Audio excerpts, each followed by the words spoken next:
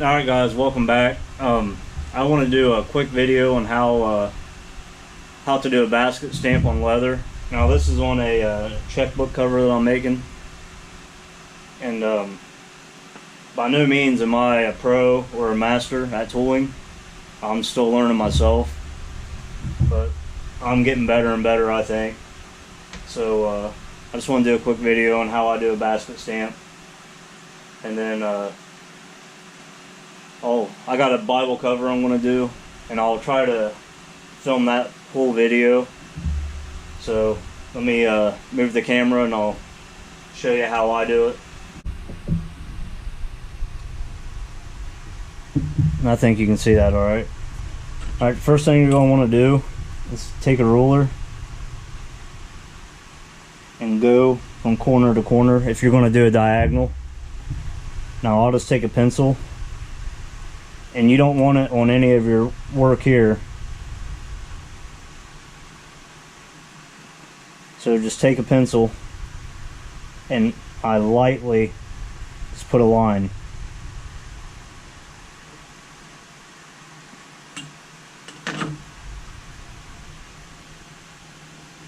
And let me get some better light. It's a little bit better. I don't know if you can see that, but there's a real light line right there, and it goes all the way up. And like I said, it'll skip your work. It looks like it's kind of far away, but I'll show you as we go along. So like I said, you can kind of see that line right there, and it's real light. That way when you tool, that line will disappear, so you don't have to worry about it. So, and my leather's been cased. I sprayed it just a little bit ago, so it's a little damp. And I got a few basket stamp tools. That one. Thought I had another one, but this is the first one I started out with. This is just a craft tool. It's an X511. And you can see it's got a bend in it. So I finally upgraded. This is a Berry King. I think it's I don't know the exact size. It's kind of middle of the line. But what you're going to want to do is with my basket stamps,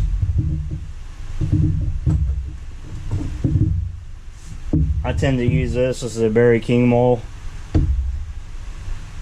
and this one is too. It's just lighter. It's something I'd use for beveling and all that stuff, but I like to use the heavier one for my basket stamps. So you're going to want to put the toe of your basket stamp just on the right side, as close as you can get to your border without going into your border, just on the right side, and you're going to alternate from one side to the other to the other. Now to get your first line going for you.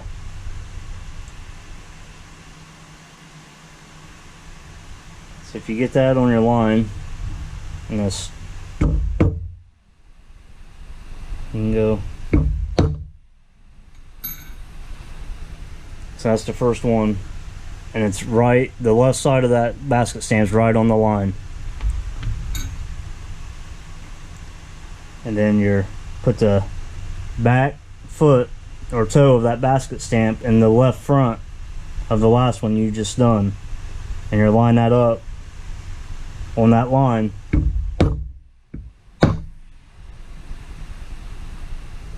Just like that. And then you do that, your first line, all the way down.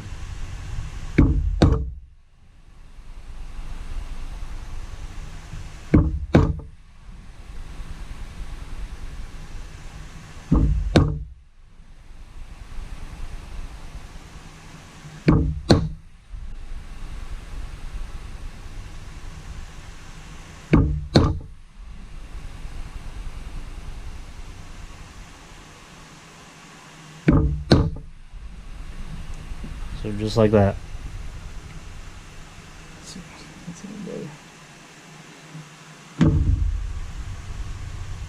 So as you get close to your other work here, you're not going to want to go in your work. So the back end of this, it's going to have to go like that, but you're going to have to lift this to where there's a little gap in there so you don't stamp down into your artwork there. So kind of lift that and just lightly touch it. And you can see I got in there a little bit. I'll probably be able to hide that. So then you kind of just real lightly put this where it would be in your leave.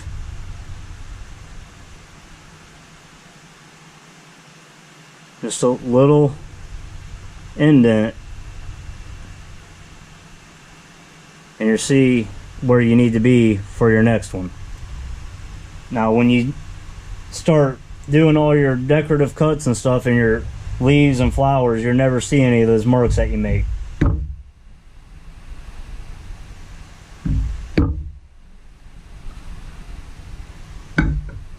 You can see how that turned out right there. Now I can go a little bit deeper with that. You just got to be careful you don't get into your artwork. So just like that. I'm gonna get a little deeper in this one.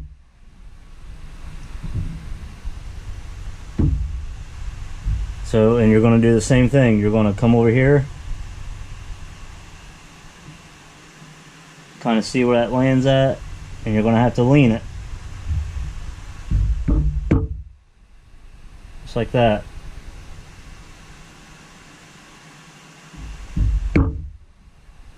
And you're going to have to do that until you get out your artwork.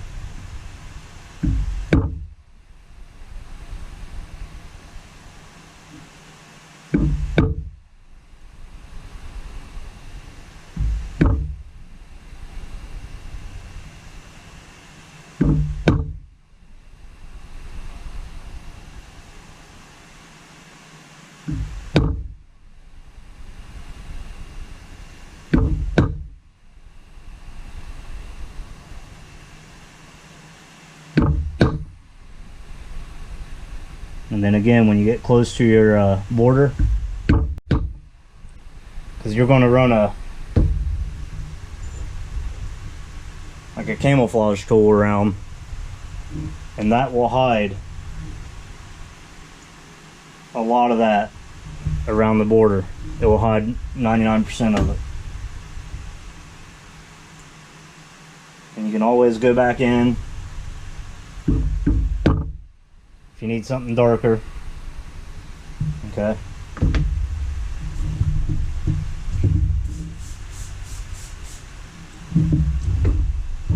And you can dampen your leather however often you need to. But once you get your first line done, and like I said, I'm no master at this. I'm no pro. Once you get your first line done, then it goes a lot faster. You're going to take the back 2 feet of your basket stamp, and it's going to go in those 2 marks left by the other feet, and then you're just move on and on to the next one.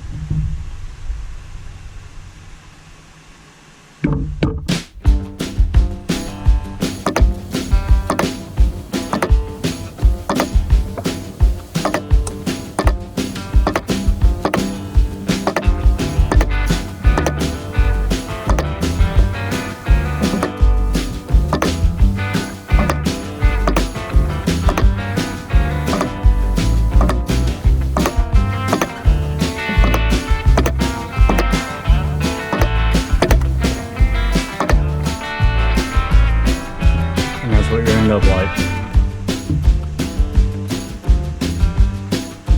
And I normally like to have my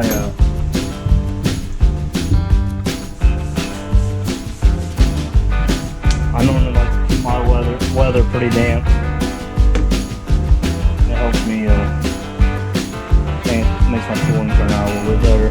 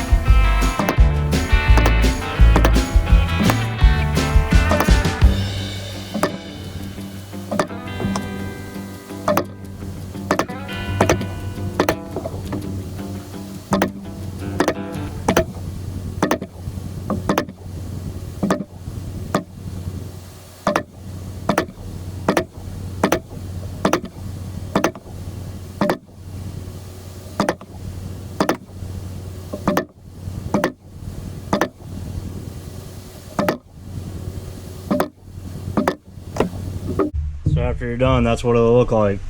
And I'm not very fast at it, but as you can tell, I mean, it goes pretty fast once you get your first line done. And then you just gotta kind of, like I said, eyeball when you get close to your artwork. Kind of eyeball where it's supposed to be, and you gotta kind of lean your tool away from where you don't need it.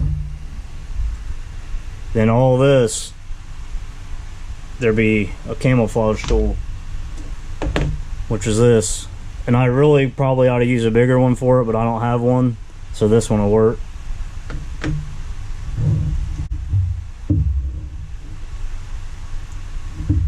So I normally start,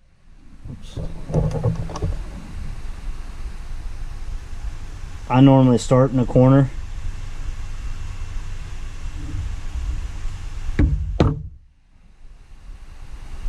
And then if you don't have a lot of room, just kind of put your tool in there and press down, and you'll kind of see how that's going to turn out. How if you need to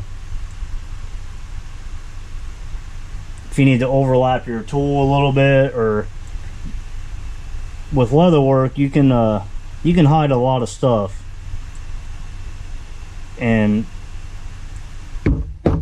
that was my biggest problem for a long time, is I was really hard on myself about how my stuff was turning out. And yeah, you know, like I said, I'm not the best at it, but it's a good thing about leather work is you can hide a lot. And I think a lot of people do.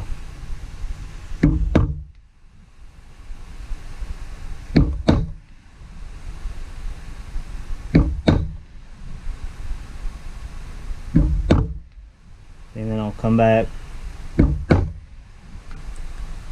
work my way about halfway, and then I'll come back the other way.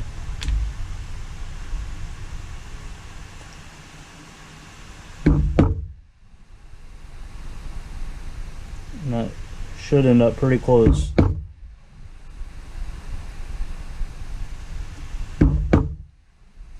See how that ended up? That turned out pretty good.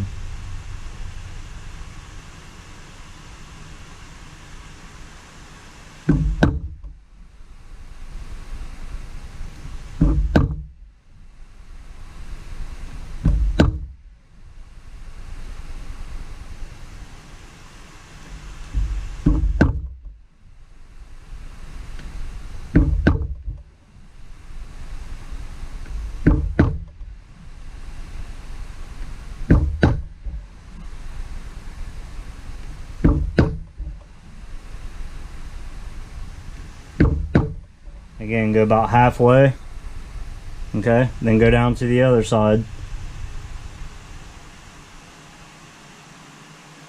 And start.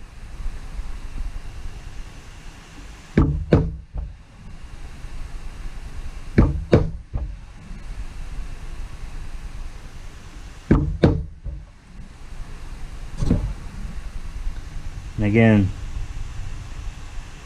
just kind of put an imprint in there, and again, that ought to turn out pretty close. And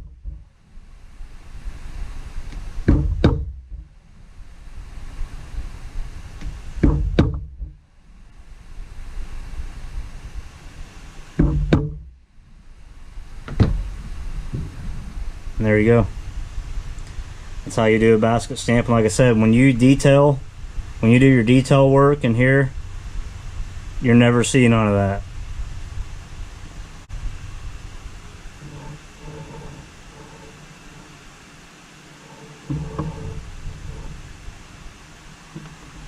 Alright guys, like I said, I just wanted to do a quick video. By no means am I a master tooler. Is my stuff perfect? No. But I am learning. I've done, learned a lot, and And I think that's another reason why people like handmade and leathers, because it's not perfect. It's not, you know, done by a computer or anything like that. So here's just a quick look of how it turned out. And again, when you do your decorative cuts, you'll hide a lot of marks and stuff that you make. So don't be so hard on yourself. I learned not to be. I mean, I want my stuff perfect, as perfect as I can get it. But don't be so hard on yourself. Keep practicing, keep learning. I've went through a lot of leather and stuff to learn. So keep learning. Oh, and another thing that I've learned is the leather matters. This is a piece of, I think this is 7-8 ounce Herman Oak. And when I started with stuff from Tandy, and I'm not knocking Tandy in any way, but when I switched to Herman Oak leather, my tooling definitely, it looked a lot better. So, and people have different opinions on it. That's just mine. And also the tools. Again, people have different opinions on tools. This is a Tandy one. If you can see that I have modified. I ground it down right there. That way it had a flat back. So when you go to use this, it goes straight down into your border where you beveled at. So, and it's not perfect, but it works. So this Barry King that I got, it comes flat. So it makes your border turn out a lot better. It kind of bevels your border for you when you got one that's flat. So just want to say thanks for stopping in. I'm going to try to put out more and more videos. It's looking like this is going to be my full-time job, so